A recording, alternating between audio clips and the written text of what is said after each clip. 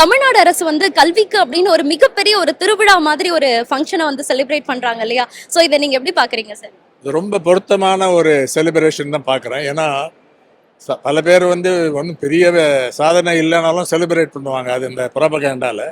ஆனால் இங்கே solid achievements இங்கே நடந்திருக்கு. இப்போ தமிழ்நாடு வந்து எல்லாத்துலேயும் ஒரு ப்ரொக்ரெசிவ் ஸ்டேட்.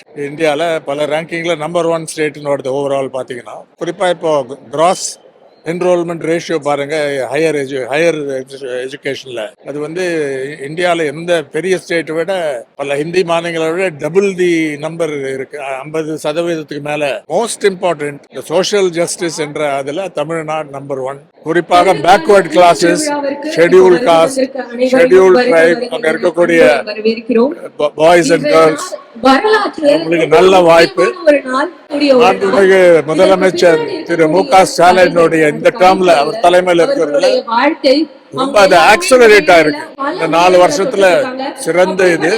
அதனால கொண்டாடுவது ரொம்ப பொருத்தமான விஷயம்.